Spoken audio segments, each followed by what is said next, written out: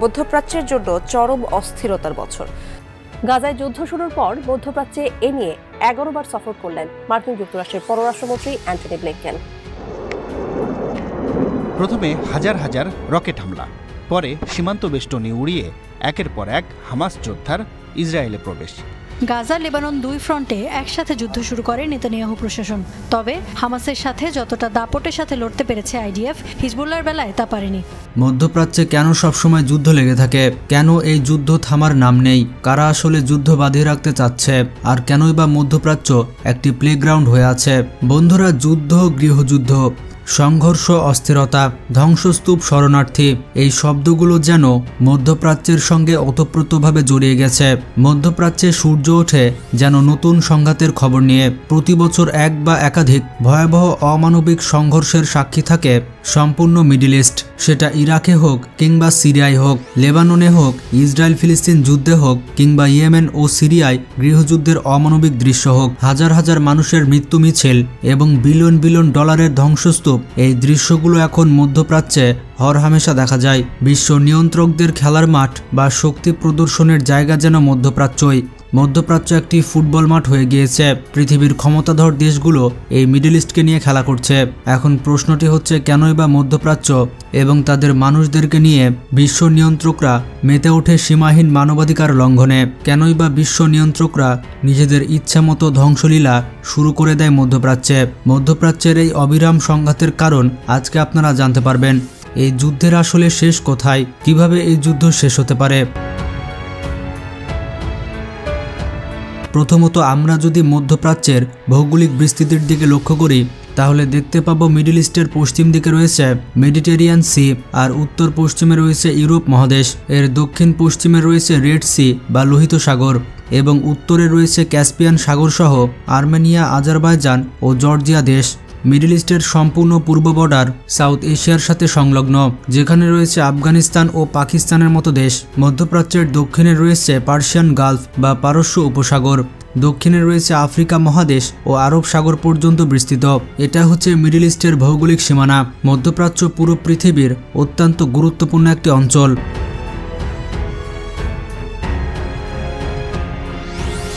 যা দীর্ঘদিন ধরে অস্থিরতা ও সংঘাতের কেন্দ্রবিন্দু হয়ে আছে। এই অঞ্চলের অস্থিরতার মূলে একাধিক জটিল কারণ নিহিত রয়েছে, যার মধ্যে ঐতিহাসিক, রাজনৈতিক, অর্থনৈতিক ও সামাজিক কারণগুলি উল্লেখযোগ্য। ঐতিহাসিক কারণগুলোর মধ্যে দুইটি কারণ সবথেকে বেশি গ্রহণযোগ্য। প্রথমটি হচ্ছে ঔপনিবেশিক শাসন ও সীমানা নির্ধারণ। প্রথম বিশ্বযুদ্ধে অটোমান সাম্রাজ্যের পতনের পর 1917 সালে মধ্যপ্রাচ্যের মানচিত্রে বড় ধরনের পরিবর্তন দেখা যায়। ব্রিটেন ও ফ্রান্সের কাছে পরাজিত হয়ে অটোমানরা মিশর, লেবানন, ফিলিস্তিন ও সিরিয়া সহ পুরো মধ্যপ্রাচ্যের নিয়ন্ত্রণ হারায়। একই ভাষা, ধর্ম, জাতিগত মিল থাকার পরও ব্রিটিশ ও ফরাসি কূটনৈতিকরা মধ্যপ্রাচ্যকে সুকৌশলে বর্তমান মানচিত্রে বহু ভাগে এবং বহু দেশে বিভক্ত করে।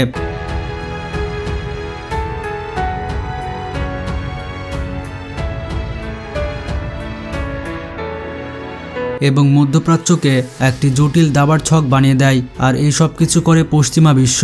দ্বিতীয় বিষয়টি হচ্ছে ইসরায়েল ফিলিস্তিন সংঘাত। 1948 সালে ইসরায়েল রাষ্ট্র প্রতিষ্ঠার পর থেকে ইসরায়েল ও ফিলিস্তিনের মধ্যে দীর্ঘস্থায়ী সংঘাত চলছে। এই সংঘাত মধ্যপ্রাচ্যের অন্যান্য দেশগুলিকেও যথেষ্ট পরিমাণে প্রভাবিত করেছে এবং করছে, এবং মধ্যপ্রাচ্যের অশান্তির অন্যতম মূল কারণ হয়ে দাঁড়িয়েছে এই ইসরায়েল ফিলিস্তিন সংঘাত। এর পরের কারণটি বলা যেতে পারে রাজনৈতিক কারণ।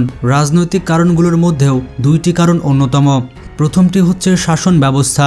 মধ্যপ্রাচ্যের বেশিরভাগ দেশেই এখনও একনায়কতন্ত্র, সামরিক শাসন কিংবা অগণতান্ত্রিক শাসন ব্যবস্থা চলছে।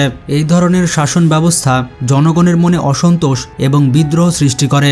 আর দ্বিতীয় মূল কারণটি হচ্ছে বহিঃশক্তির হস্তক্ষেপ।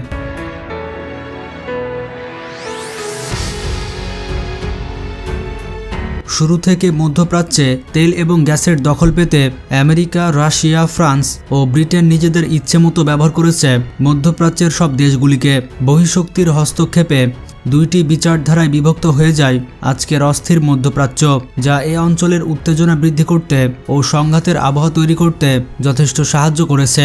এছাড়াও পশ্চিমারা মধ্যপ্রাচ্যে বিভিন্ন জঙ্গি সংগঠনের উত্থান ঘটায়, যাতে মধ্যপ্রাচ্যের এই দাবা খেলায় তারা তাদের ইচ্ছে মতো জঙ্গিদের ব্যবহার করতে পারে। মধ্যপ্রাচ্যের অশান্তির আরও একটি মূল কারণ হল বিশ্বব্যাপী তেল ও গ্যাসের চাহিদা। 1934 সালের দিকে যখন ধীরে ধীরে মধ্যপ্রাচ্যে তেল ও গ্যাসের খনি আবিষ্কার হয়, তখন থেকে শুরু হয় পশ্চিমাদের নতুন রাজনীতি। কুয়েতকে বাঁচানোর অজুহাতে এবং সৌদি রাজবংশকে রক্ষা করতে ইরাক, কুয়েত ও সৌদি সীমান্তে সামরিক ঘাঁটি তৈরি করে আমেরিকা, আর ধীরে ধীরে তারা মধ্যপ্রাচ্যকে অশান্ত করে তোলে।